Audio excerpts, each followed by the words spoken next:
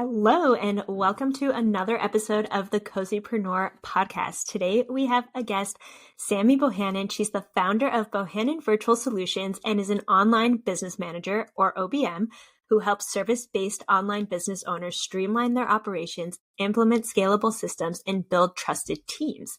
After starting out as a VA in 2022, Sammy quickly recognized her expertise extended beyond typical VA tasks, leading her to transition to OBM in 2024.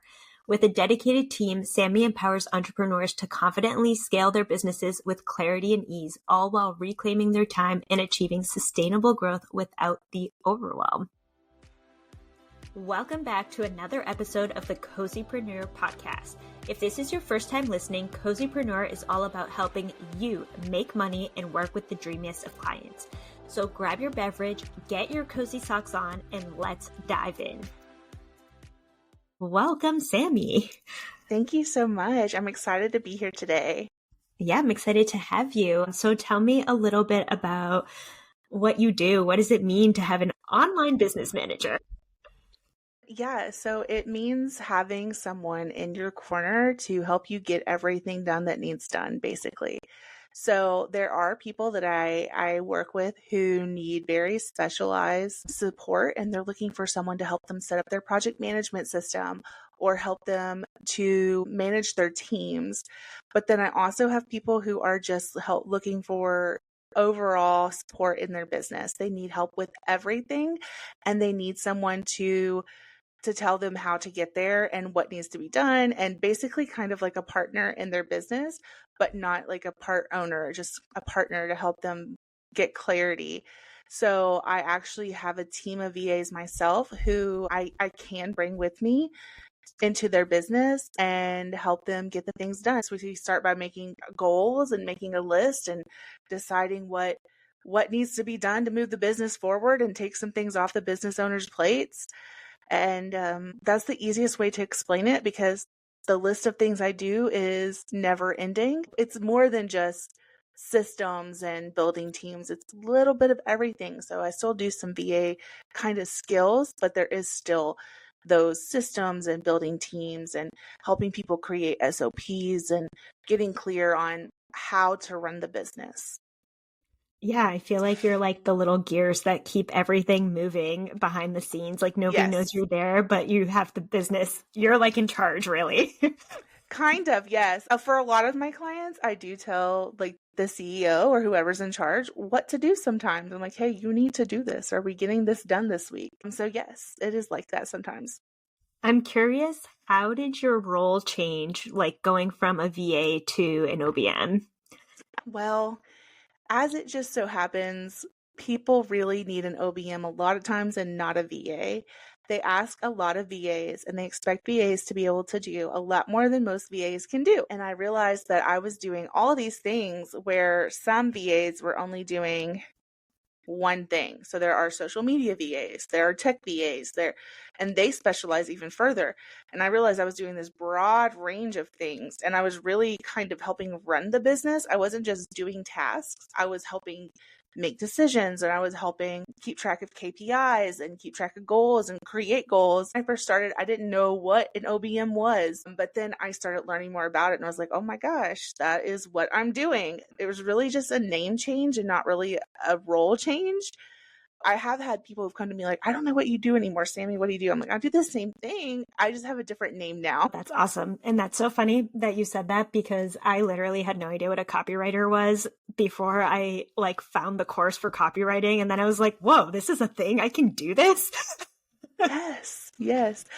Yeah, I didn't know what a virtual assistant was before I became one either. So, I think it just kind of happens that way. And then we turn out to be really good at it. And, you just make your life of it. Yeah. So what are some things that business owners should consider, like when they are wanting to expand into having a team? Like, how do you know when it's the right time? Yes. So one thing is budget. If your budget is $10 an hour, I get that, but you cannot have an effective team who can do what you really need and do it the right way at $10 an hour. So budget is really one of them.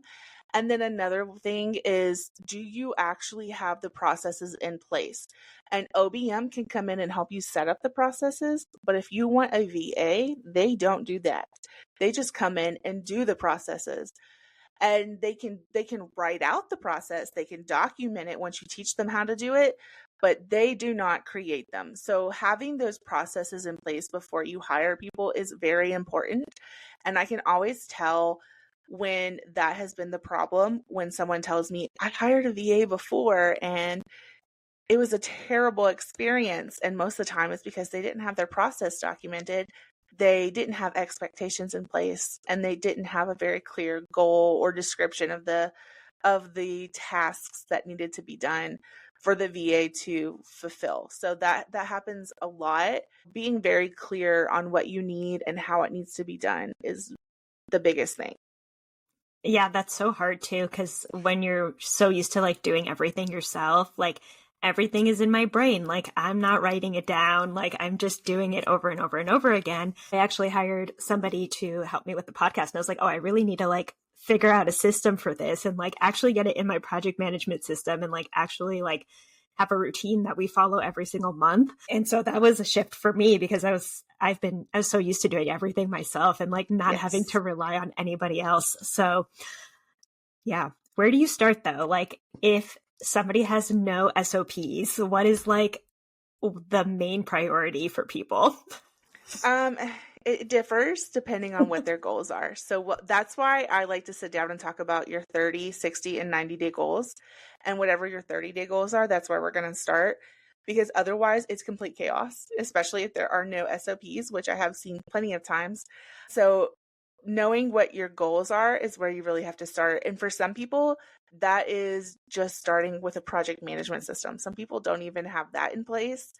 And they've been writing things down and like, well, we cannot delegate a list that you've written down to a VA. We have to get that somewhere that they have access to. And then helping people get into the routine of actually using that project management system is a whole nother thing. Then another one is client onboarding systems. I see a lot of errors there a lot, or like a lot of inefficiencies, not really errors, but inefficiencies. And that tends to be a place where we start, because if you can't get new clients, you can't make more money, you can't grow your business. So we got to make sure we've got that down. I have so many thoughts. One, project management system, very important. I feel like I tried like 3 different ones my first year in business and none of them stuck. And I was really afraid of ClickUp for a long time. And then I have a client who uses it. So I started using it to like support her in that way. And then it became less scary. I was like, oh, I can do this in my own business. But it makes my life so much easier because it's like literally I just log in every day. I'm like, this is what I have to work on today. This is what I have to get done this week. And it just like completely takes away the like, wait, what am I doing today? I don't know where I'm focusing. Like, and it's just like, okay, here's my tasks. I'm done now. Exactly. And it helps put everything into perspective. Otherwise, there are millions of thoughts going on and you're not really getting anything written down and you have no plan. Even if you're writing it on a piece of paper, project management systems helps you prioritize. And I guess there are some people who do that on paper, but it's much more difficult. Oh yeah, I was like writing a list and then like crossing things out and then rewriting the list. And I was like, this is a horrible system. Yes, I was doing that as well. And when I was teaching, that's what I did. And this is so much more efficient. Oh my gosh, I wish I had something like this when I was teaching. I had my paper planner and I would just like cross things out and like, I don't know, it's just so overwhelming. Every day there was a new list and it had the same thing on it a lot. So this would have been very helpful. I wish I knew about it then. I know. It's a lot of moving pieces, and so is having a business. Yes, that's true. So what are some ways that people can run really good teams? Like when you start to like have multiple people working in the business, like how do you build your team culture? Yes. So this is something I love talking about because I personally have been on some very bad teams, and not necessarily in this business, but with teaching, it was a horrible experience. So I have a lot of things not to do, but also a lot of things to do. So the first thing is a system for encouraging people and maintaining motivation and accountability. So there are some business owners that don't give full access to their ClickUp or their project management system to their team. And their team really needs to be able to see what's important to them, and also like they need to be able to see the priorities. They need to know when the dates are due and what's expected of them. So that is one thing, making sure they have access to that. And then another thing is celebrating little things. That's all it takes, is celebrating little things. Like, hey, so and so, you did such a good job on this task that I asked you to do. Thank you so much. Thanking people goes a long way. I learned that when I was a teacher, just like giving people little thank yous. My kids would raise their hand, answer a question, but thank you so much for answering that. And then 5 more hands would go up. And that taught me that just saying thank you for something goes a long way.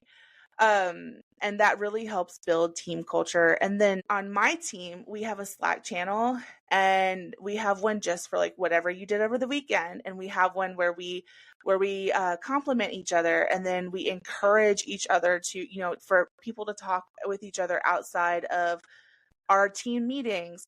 So there are just little things you can do to recognize people, let people know they're important and that you actually care about their lives. And I mean, you should actually care about it. Don't fake it, but just showing that you're interested in what people are doing it goes so far.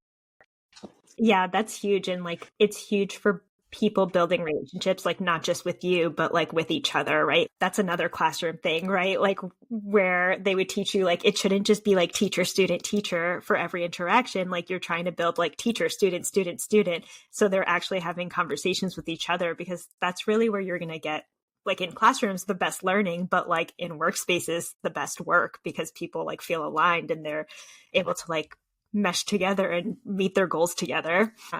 And then you said something else about really like the transparency and like being able to like show priorities. And I think that's so important, because I feel like sometimes, like, I don't know, I have anxiety and my brain like always assumes the worst about people.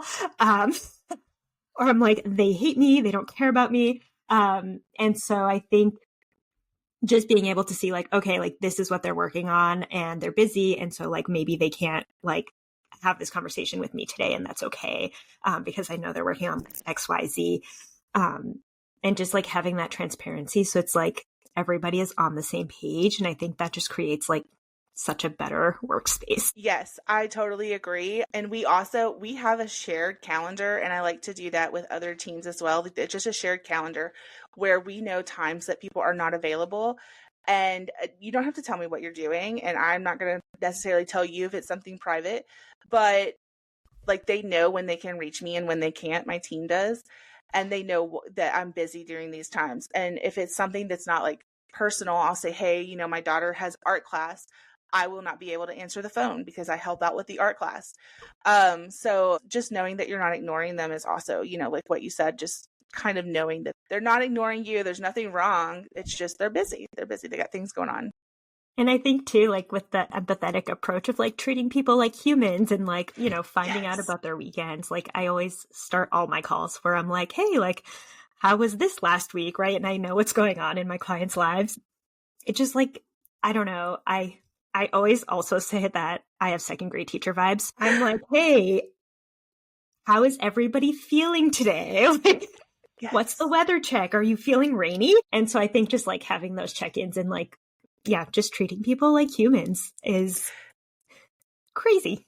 It's crazy how much that works. I don't get it, because it seems to be like this huge trend right now. I'm like, why is this a trend? That should just be something we've been doing all along. Yeah, I think that's like the tricky thing about like classrooms and schools is just like teachers are like being asked to like hold all this space for people, but then like nobody's holding space. So I think like that's why there's so many teachers now like in the online space, because they're like, you know what, like I can create like a safe environment for people and I can do it in my way. And it's just like such a natural transition, like going from a classroom to the online space and building a community in the same way. So it's cool to see all the teachers moving in. I think we need teachers, but at the same time, every time I see that someone's a former teacher, I'm like, yes, go you got out. But yeah, and we're supposed to be the therapist and the parent and everything as a teacher. And then when I needed help, they weren't there for me. Like the admin wasn't there for me. And that's why I'm no longer a teacher.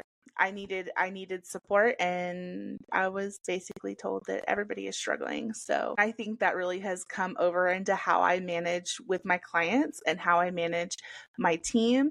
And I think that's what a lot of other teachers are doing as well. They're trying to do the opposite of what they felt and what they experienced. So you have a free resource to share with our listeners. Do you want to tell us about it? Yes, I have a business efficiency audit. So basically, it's a Google form, and you're going to fill it out. And it shouldn't take more than 10 minutes, but the more time you spend on it, the better answers I can give you. So once you fill out the form, I get a notification, and I will spend about 10 to 15 minutes on a Zoom call. And like the whole 10 or 15 minutes will just be the Loom video. I will be a Loom video of me telling you where you can automate, where you can delegate, what systems, what things I see that you can improve in your business, to kind of give you some ideas and help you understand things that could be going more smoothly in your business, and where you could make some tweaks and changes to get things on the path to help you grow and help you kind of make everything a little more flowy instead of chaotic. That's awesome. Yeah, I've gotten really good responses. Wow, that's super valuable. So if you were listening, definitely take advantage of that. Where can people find you if they want to connect with you? I am everywhere, but mostly on Threads and Instagram. If you are on other places, I'm other places as well. I'm on LinkedIn and Facebook and TikTok, and I don't really get on there very much because I don't like videos, but mostly Threads and Instagram. Awesome. And then my last question, which I've been asking everybody, what is your favorite way to be cozy? My favorite way to be cozy, I guess, would be pajamas and hot chocolate, and to sit on the couch with my dog and a blanket. Oh, I've been thinking about hot chocolate. Like, it's getting so cold here, and I'm like, yes. I just want to like drink something warm. Right. My daughter begged for it last night, so we had hot chocolate last night, and it's just now getting cold here. So it was great. Well, thank you so much for coming on. This is a great conversation, and thank you to our listeners for listening, and until next time. Thank you for having me. I appreciate it. That's a wrap on today's episode. If you enjoyed this episode, make sure to rate and leave a review on your preferred listening platform. If you haven't, make sure you subscribe for weekly episodes about how to make money and work with the dreamiest of clients without having to get dressed in the morning. Make sure to check out the show notes down below, and I'll see you in the next episode.